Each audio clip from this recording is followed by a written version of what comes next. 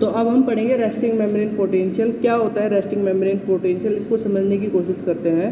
तो चलिए शुरू करते हैं। देखिए, जैसे मैंने अभी पिछली थोड़ी देर पहले आपको बताया कि जो सेल होती है न्यूरोनल सेल, वो बेसिकली रेस्टिंग मेम्ब्रेन पोटेंशियल पे होती है। ठीक है, ये रेस्टिंग मेम्ब्रेन पोटेंशियल कैसे जनरेट होता है बेसिकली। तो हम एक न्यूरॉन की मेम्ब्रेन को ले लेते हैं।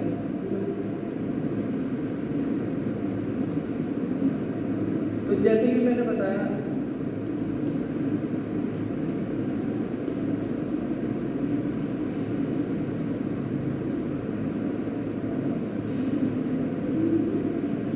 यहाँ पर आप देखिए, ये न्यूरॉन सेल की मेम्ब्रेन है। मेम्ब्रेन मतलब बाउंड्री है, समझ में आ गया। अब इसके बाहर जैसे कि पॉजिटिव चार्ज होगा और अंदर की तरफ नेगेटिव चार्ज होगा। अंदर की तरफ कौन सा चार्ज होगा? नेगेटिव चार्ज होगा। ये बाहर की तरफ पॉजिटिव चार्ज क्यों है और अंदर की तरफ नेगेटिव चार्ज क्यों है? ऐसा क्यों है? ऐसा इसलिए है क्योंकि यहाँ पर जो है एक पंप होता है, जिसको बोलते हैं sodium potassium pump. Sodium potassium pump, ये जो सोडियम पोटेशियम पंप है, ये ऊर्जा का उपयोग करके, ये क्या करेंगे? ऊर्जा का उपयोग करेंगे, एटीपी का यूज करेंगे, उसको एडीपी और प्लस इनऑर्गेनिक फॉस्फेट में बदलेंगे और क्या करेंगे? सोडियम आयंस को बाहर की तरफ रखेंगे, 3 सोडियम बाहर की तरफ होंगे और 2 पोटेशियम अंदर की तरफ जो है भेजेंगे।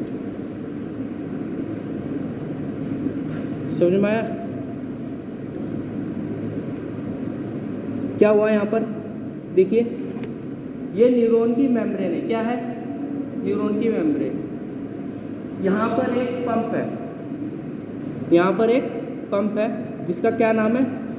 Sodium potassium pump. इस सोडियम पोटेशियम पंप का काम यह है कि ये 3 सोडियम को सेल के अंदर से बाहर की तरफ फेंकता है और 2 पोटेशियम को बाहर से अंदर की तरफ फेंकता है।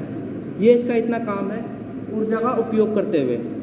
ठीक है, ऊर्जा का उपयोग करते हुए। अब 3 सोडियम बाहर की तरफ जाएंगे, इसका मतलब बाहर की तरफ 3 सोडियम जा रहे हैं, यानी ज़्यादा पॉजिटिव चार्ज जा रहा है। समझ रहे हो ना? बाहर की तरफ क्या जा रहा है? पॉजिटिव चार्ज ज़्यादा जा रहा है, 3 जा रहे हैं, और अंदर की तरफ कम आ रहा है क्योंकि 2 ही आ रहे हैं। समझ में आ रहा है? बाहर की तरफ 3 जा रहे हैं, बदले में 2 आ रहे हैं, तो बाहर की तरफ क्या होगा? ज़्यादा पॉजिटिव चार्ज होगा। इसलिए हमने सेल को बाहर की तरफ किससे शो किया हुआ है? पॉजिटिव चार्ज से। और अंदर की तरफ जो है कम पॉजिटिव चार्ज आ रहा है, इसलिए जो है अंदर की तरफ कैसा चार्ज है? नेगेटिव चार्ज है। अब यहाँ पर आप जो है जो नापते हैं उससे कि यहाँ पर कितना चार्ज होगा, अगर इलेक्ट्रोड लगा के देखें तो यहाँ पर आपको मिलेगा कि 70 मिली वोल्ट जो है चार्ज होगा, -70 मिली वोल्ट। ठीक है, -70 मिली वोल्ट। अगर इसको नापे ना, सेल के मेम्ब्रेन का जो है, सेल मेम्ब्रेन का अगर चार्ज नापे तो आपको यहाँ पर इस वक्त देखने को मिलेगा -70 मिली वोल्ट, जो कि एक रेस्टिंग मेम्ब्रेन पोटेंशियल है। समझ में आया? ये एक नॉर्मल कंडीशन है, मतलब फिलहाल भी होगी हमारी सेल के अंदर। ठीक है, फिलहाल जब न्यूरॉन सेल एक आरामदायक अवस्था में होती है तो उस वक्त क्या होता है?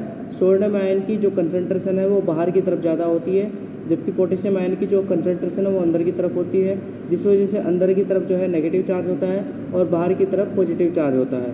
अगर आप उस चार्ज को फिलहाल नापे तो वो कितना निकल करके आएगा? -70 मिली वोल्ट। ठीक है, वो अंदर का चार्ज नाप बता रहा है। ये -70 मिली वोल्ट जो है, ये किसका? अंदर का चार्ज बता रहा है कि अंदर की तरफ जो है नेगेटिव चार्ज है। अंदर की तरफ का बता रहा है, मैं पहले ही बता दूँ आपको। बाहर की तरफ का नहीं बता रहा, ये कहाँ का बता रहा है? अंदर की तरफ का। सेल के अंदर का जो चार्ज है वो कितना है? -70 मिली वोल्ट है। ठीक है, तो ये जो है आप यहाँ पर लिख भी सकते हो, ये सेल के अंदर की साइड है। सेल के अंदर की साइड को क्या बोलेंगे? साइटोस्केलेटन। और सेल के बाहर की साइड को क्या बोलेंगे? Extra cellular.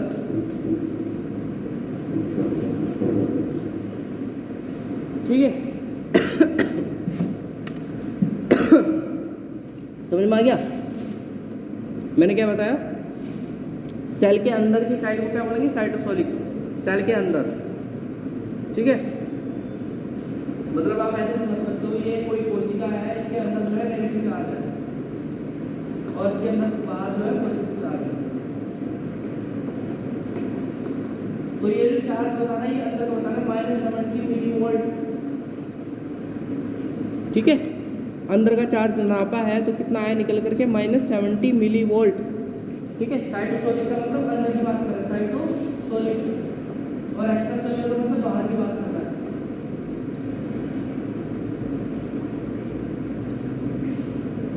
ठीक है, एक्स्ट्रा सेल्यूलर मतलब बाहर की बात कर रहा है। इतना समझ में आ गया कि 70 मिलीवोल्ट क्यों जनरेटेड है, यहाँ पर अंदर की तरफ माइनस नेगेटिव चार्ज क्यों जनरेटेड है, क्यों जनरेटेड है, इस सोडियम पोटेशियम पंप की वजह से। ये सोडियम पोटेशियम की खास बात यही है, ये 3 सोडियम को बाहर फेंकेगा और 2 पोटेशियम को ही अंदर लाएगा। 3 सोडियम को हमेशा बाहर, 2 पोटेशियम को अंदर, ठीक है। तो जिस वजह से ज़्यादा पॉजिटिव चार्ज बाहर होगा और कम पॉजिटिव कह लो या नेगेटिव चार्ज जो है अंदर होगा, क्योंकि और भी आयंस होते हैं, क्लोराइड आयंस होता है, क्लोराइड पर नेगेटिव चार्ज होगा जो कि सेल के अंदर होगा, तो उस वजह से भी नेगेटिव चार्ज जो है अंदर की तरफ डेवलप होता है, ठीक है। लेकिन मेजर फैक्टर कौन है, मेजर फैक्टर है ये सोडियम पोटेशियम पंप। ये एक मेजर इलेक्ट्रोजेनिक पंप है। कैसा पंप है, मेजर इलेक्ट्रोजेनिक पंप है। ये इसने साफ यहाँ पर बता दिया, मेजर इलेक्ट्रोजेनिक पंप। इसका अर्थ यह है कि ये एक बड़ा योगदान देता है इलेक्ट्रिसिटी जनरेट करने में। इलेक्ट्रोजेनिक का मतलब है चार्ज को जनरेट करने वाला पंप। मेजर मतलब बड़ा, ठीक है। इसका खास जो है कंट्रीब्यूशन है या बड़ा योगदान है इस चार्ज को डेवलप करने में। दैट्स ऑल, ठीक है, समझ में आ गया। इसलिए यहाँ पर हमने क्या लिखा, it is the major electrogenic pump in the cell. Okay, क्या काम है मेजर इलेक्ट्रोजेनिक पंप का, 3 सोडियम बाहर, 2 पोटेशियम अंदर, इस वजह से अंदर की तरफ नेगेटिव चार्ज, बाहर की तरफ पॉजिटिव चार्ज। तो ये तो था क्या, रेस्टिंग मेम्ब्रेन पोटेंशियल जो रहता है। तो -70 मिलीवोल्ट एक छोटी सी बिजली जो है हमारी सेल के अंदर रहती है, ठीक है। तो इतना समझ में आ गया आपको।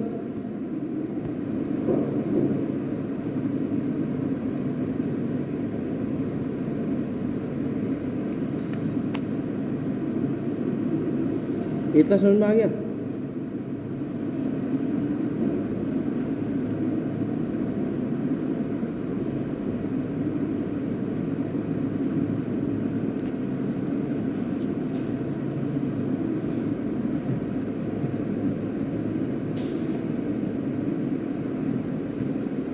अब यहाँ पर हम ये समझने की कोशिश करेंगे।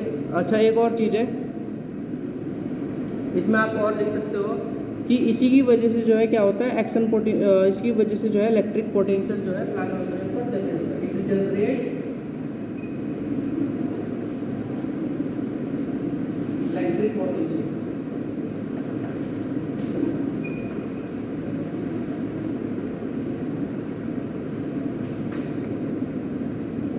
generate action potential, sorry, it generate electrical potential across membrane।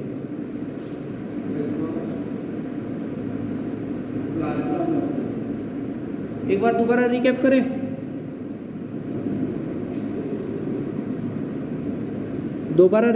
इसको देखिए क्या हुआ, यहाँ पर सोडियम पोटेशियम पंप की वजह से 3 सोडियम बाहर, 2 पोटेशियम अंदर, जिस वजह से जो है क्या हो रहा है, इलेक्ट्रिक पोटेंशियल जनरेट हो रहा है। कितना, -70 मिलीवोल्ट, अंदर की तरफ नेगेटिव चार्ज आ गया। बस इतना समझ लो आप, ठीक है। यही रेस्टिंग मेम्ब्रेन पोटेंशियल है, ठीक है। अब हम नेक्स्ट पढ़ते हैं